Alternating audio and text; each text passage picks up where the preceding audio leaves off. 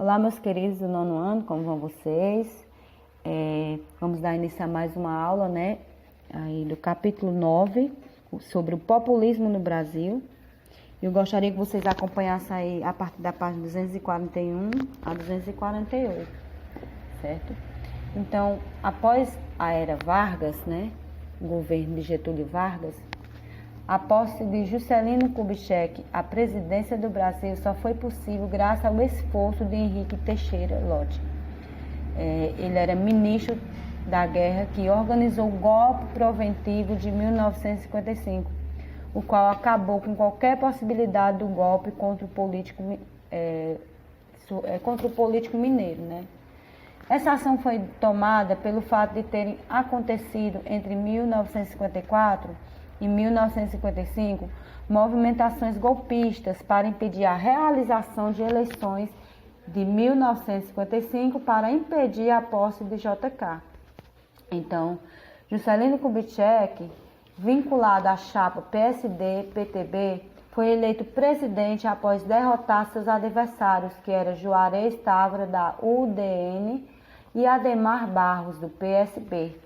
Seu governo ficou marcado pelo desenvolvimentismo, ou seja, por posturas econômicas que buscavam o crescimento da economia e da indústria do país.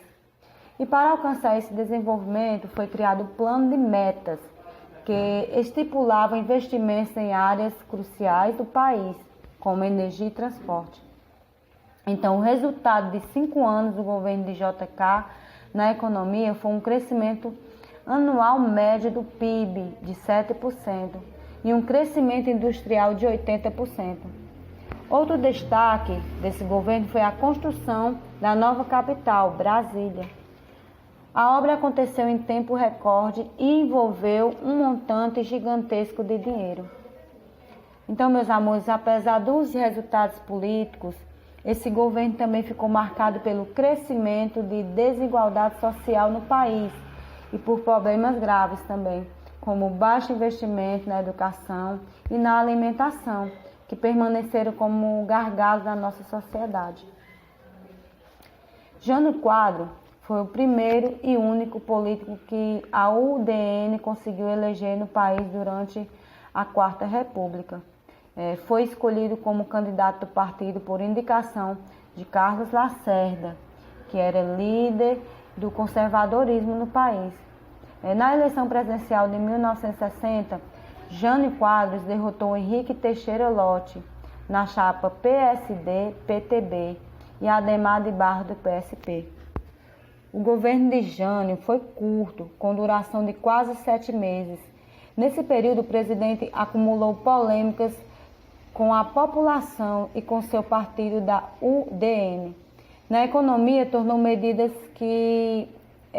medidas, gente, que aumentaram o preço dos combustíveis e do pão. Outras medidas polêmicas foram a proibição do uso do biquíni e a condecoração de Che. Então, as polêmicas, como eu falei, foi a proibição do uso do biquíni e a condecoração de Che Guevara, que era líder da luta revolucionária da América. Esse último fato enfureceu seu partido, que era ideologicamente conservador, isolando politicamente o presidente. A saída encontrada por Jânio foi renunciar à presidência no dia 25 de agosto de 1961. E sua renúncia é interpretada pelos historiadores como uma tentativa fracassada de entogolpe. Dessa forma, o país foi jogado em uma crise política sobre a sucessão presidencial. O governo de Jango, apelido de João Goulart, foi um dos mais atribulados da história do país. Sua posse aconteceu em meio de uma campanha política conhecida como Campanha da Legalidade, a qual defendia que Jango, vice de Jânio, fosse empossado presidente do Brasil. A luta entre legalias e golpistas quase arrastou o país para uma guerra civil. Então, Jango assumiu a presidência em 7 de setembro de 1961, em um regime parlamentarista. E apesar dos poderes políticos presidenciais, estarem minados pelo parlamentarismo, a partir de janeiro de 1963, o presidencialismo teve seus poderes recuperados por meio de um plebiscito votado pela população. Então, assim, Jango assumiu, após isso tudo, né? Jango teve poderes para tentar implantar a reforma de base, que é um conjunto de reformas estruturais em áreas vitais do país, como sistema tributário e eleitoral, ocupação urbana, né, etc. Então, a reforma agrária e a forma como ela seria conduzida no país representaram um grande debate das reformas de base, o qual desgastou e isolou politicamente João Goulart. Em virtude disso, seu partido, o PTB, perdeu o apoio do PSD, que se bandeou para o lado dos udenistas. Enquanto as tentativas de reforma eram debatidas, organizavam secretamente no país um golpe contra o presidente. E essa conspiração contava com a participação de militares, civis e principalmente do grande empresariado. Essa conspiração golpista recebeu apoio financeiro dos Estados Unidos, que inclusive injetou dinheiro em candidaturas conservadoras na eleição de 1962. Então formaram-se dois grupos que passaram a organizar o golpe e a difundir o discurso para desestruturar a base do governo com a população. A IBAD, Instituto Brasileiro de Ação Democrática, e o IPES, Instituto de Pesquisa dos Estados Sociais, tinha relação, né, com esse governo, né, com todo esse golpe. Em 1964, dois momentos-chave aconteceram. Em 13 de março de 1964, o presidente realizou o discurso da Central do Brasil, no qual reassumiu seu compromisso em realizar a todo custo as reformas de base.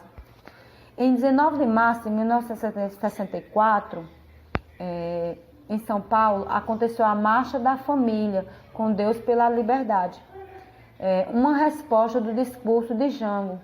Esse evento evidenciou a existência de uma parcela numerosa do país que se alinhava às pautas conservadoras e lutava contra o governo. A continuidade desse processo levou a partir de 31 de março de 1964 a conspiração para a ação do golpe.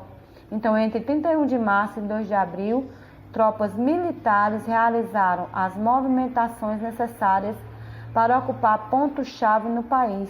E no dia 2 de abril, o então presidente do Senado, Auro de Moura, declarou vaga a presidência do Brasil, consolidando assim o golpe contra a democracia e contra João Goulart. E em 9 de abril foi decretado a AI-1. No dia 15, Humberto Castelo Branco assumiu como primeiro presidente da ditadura militar. Então, meus amores, após eu dar uma breve explicação sobre esse conteúdo, né, sobre o populismo, que é um conteúdo bem extenso e bem rico, né, e gostaria que vocês relessem, né, todo o contexto, que vocês resolvessem a atividade, né, da página 249 e 250, tirasse algumas dúvidas pelo contexto também, e também podem me procurar para eu estar tirando algumas dúvidas de vocês. Eu espero que vocês tenham tido uma boa compreensão.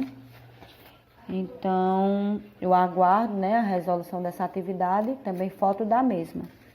Então, até a próxima aula, né, que estaremos com assunto novo. E um grande beijo. Olá.